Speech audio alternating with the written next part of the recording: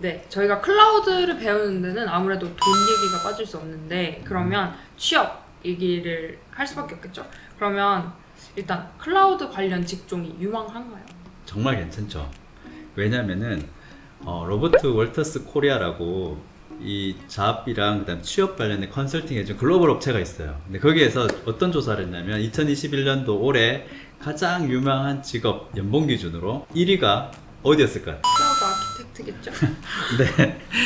클라우드 아키텍트가 얼마 정도 받을 것 같아요? 한 1억 5천? 2억 2천. 물론 여기는 초봉은 아니에요. 경력이 한 15에서 한 20년 정도 아마 됐야 아마 이 정도 받으실 수 있을 것 같고, 하지만 다른 우리가 알고 있는 개발자분들이나 그 다음에 뭐 데이터 관련된 데이터 사이언티스트 분들, 물론 그분들도 요즘은 엄청나게 많이 받긴 해요.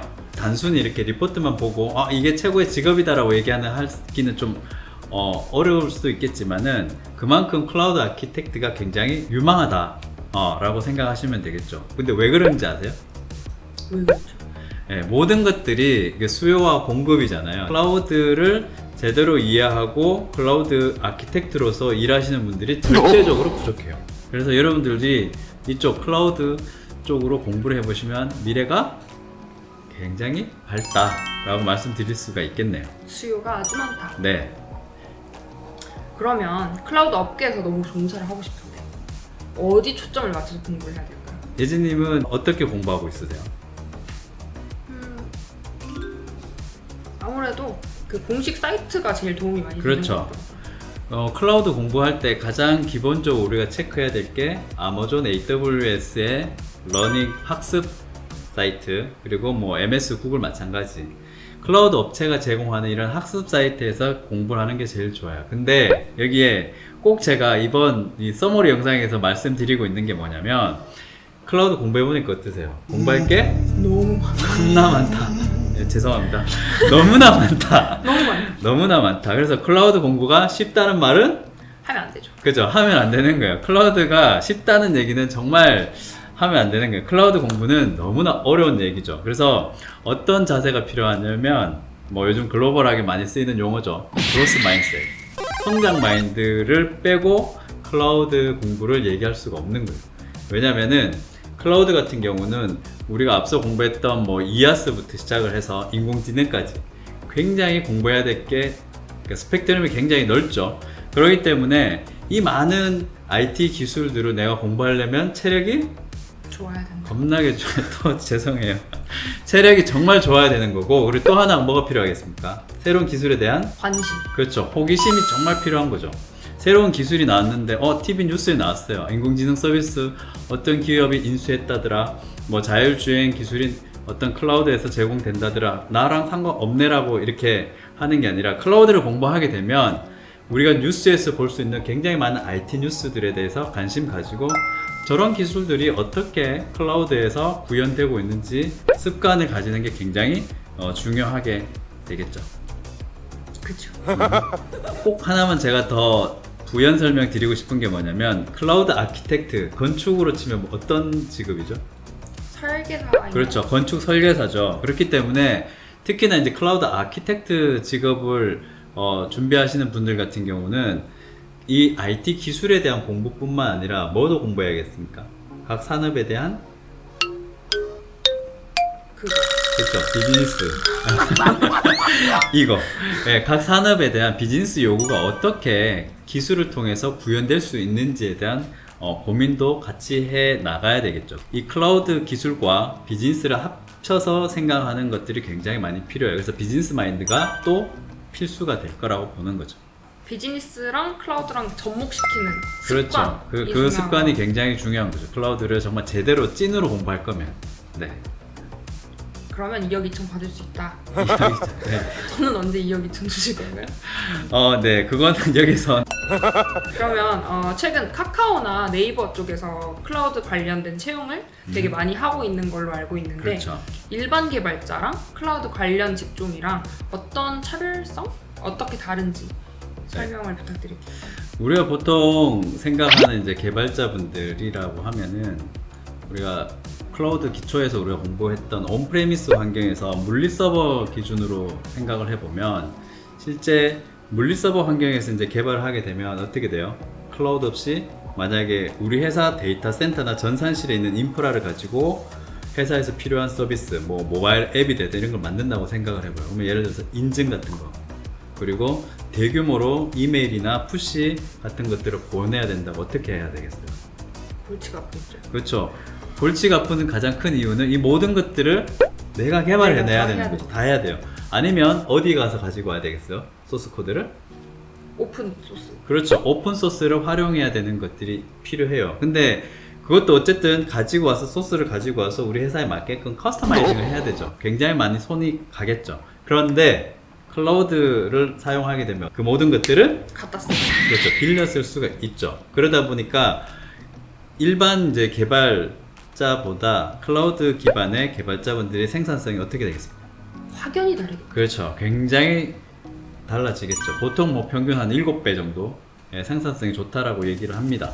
그렇기 때문에 클라우드 기반의 개발자분들이나 뭐 아키텍트 분들은 어떻게 하면 이 클라우드에 있는 수많은 서비스들을 내가 잘 활용해서 기존 시스템에 적용을 할 건지 아니면 새로운 서비스를 만들어낼지에 대한 고민을 더 많이 한다고 보시면 되겠죠. 네.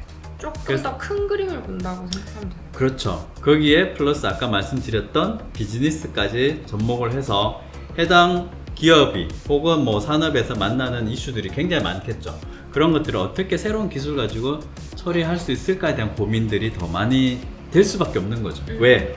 이제는 더 이상 이제 인프라 관리할 일이 없어진 거죠. 그렇기 때문에 더 많은 시간들을 우리 회사의 비즈니스에 집중할 수가 있는 거예요. 그래서 그런 것들이 어떻게 보면 가장 큰 차이점이 아닐까라고 보는 거죠. 마지막으로 또 궁금한 거, 혹시 개인적으로 궁금한 건 없어요? 이거 우리 강의하는 분들이 들었으면 꼭 이건 알았으면 하고 싶다, 뭐 이런 건 꼭 같이 또 대신 질문해 주고 싶은 이야기들 뭐가 있을까요?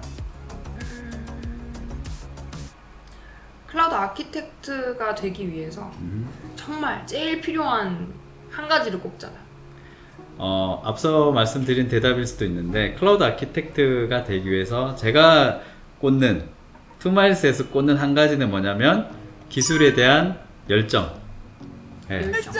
기술에 대한 열정. 새로운 기술을 정말 나는 공부하고 이 기술을 통해서 내 미래를, 그죠? 내 앞날을 한번 어떻게든 바꿔보겠다. 너무 거창할 수도 있는데 그게 제가 생각했을 때 가장 큰 것 같고 가장 중요한 부분인 것 같아요. 한 개 더 있는데요. 네. 2억 2천을 버리고 왜 강의를 하시는지.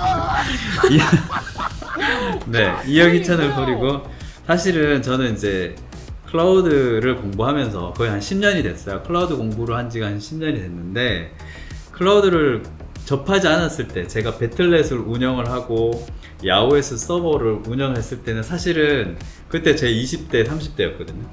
정말 데이터 센터에서 일하는 게 너무나 힘들었어요.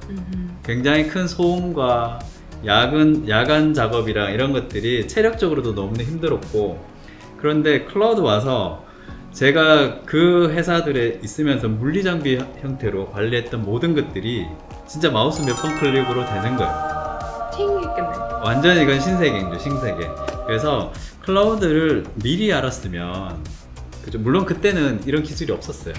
그래서 최근에 이제 클라우드를 제가 마이크로소프트에서 아키텍트로 일하면서 가장 크게 느꼈던 건 뭐냐면, 정말 젊은 분들이 클라우드 기술에 대해서 좀 더 남들보다 일찍 알면 굉장히 경쟁력을 가질 수 있겠구나. 그래서 그런 부분에 어떻게 도움을 드릴 수 있을까? 사실은 그렇게 해서 사실 창업을 하게 된 거기도 하고, 그렇게 해서 지금 이 강의를 하게 되는 거죠. 네, 2억 연봉은 당연히 여러분들이 클라우드는 대표님의 워라밸을 책임져 주는. 클라우드의 워라밸은 진짜 내가 하기 나름인 것 같아요. 클라우드는 앞서 말씀드렸지만 물리적으로 인프라 관리에 대한 부담은 없죠. 그죠? 그렇게 뭐 무거운 장비를 나르거나 이런 건 할 필요가 없는데, 대신 앞서 얘기했던 뭐가 필요해요? 열정과 엄청난 공부 양이 사실 어마어마한 거죠. 그래서 물리적으로 힘든다기보다는 어떤 지적인 부분에서 지식을 굉장히 많이 습득을 해야 되죠. 그렇기 때문에 워라벨이 그런 부분에서는 좀 부담이 되실 수는 있을 것 같아요. 공부 양이 워낙 많다 보니까. 야근 대신에 공부를 선택했다. 그렇죠. 그 둘 중에 이제 내가 선택을 하는 거예요. 어떻게 보면. 그죠? 그럼 답변이 됐나요? 살짝 대학원 같은 느낌. 그렇죠. 이거 클라우드는 어쩔 수 없는 것 같아요. 그냥 계속 공부해야 돼요. 왜? 3개월 전에 공부했던 게 뒤돌아보면 바뀌어 있어요. 그래서 제가 강의할 때 언제 제일 당황스럽냐면, 자, 어제 분명히 데모를 했어요. 준비했고 PPT, 파워포인트 자료를 다 만들어 놨는데 오늘 이제 고객 앞에서 강의를 해요. 근데 화면 딱 띄웠는데 메뉴가 사라졌어. 이게 이제 클라우드인 거예요. 그만큼 빨리 바뀌고, 그렇기 때문에 열정이 필요하고 새롭게 뭔가 바뀌어도 당황하지 말고, 아, 또 새로운 좋은 기능이 들어왔구나, 이렇게 긍정적으로 바라볼 필요가 있는 거죠. 네. 긍정적인 마인드와 그렇죠. 열정이 필요하다. 그럼 그렇죠. 클라우드 마스터 할 수 있다. 네. 2억 2천 받을 수 있다. 네. 우리 파이팅! 자, 그래서 여러분들이 저희가 짧은 시간이지만 우리 강의를 통해서 궁금했던 내용들을 한번 정리를 해보았는데요. 클라우드 공부가 이제 어떻게 보면 시작이 됐다라고 볼 수가 있겠죠. 그래서 여러분들이 지치지 마시고 투말스와 함께 클라우드 정말 재밌어요. 양은 많지만 정말 재밌기 때문에 함께 끝까지 가보도록 하시죠. 감사합니다. 열정. 하나, 둘, 셋. 열정!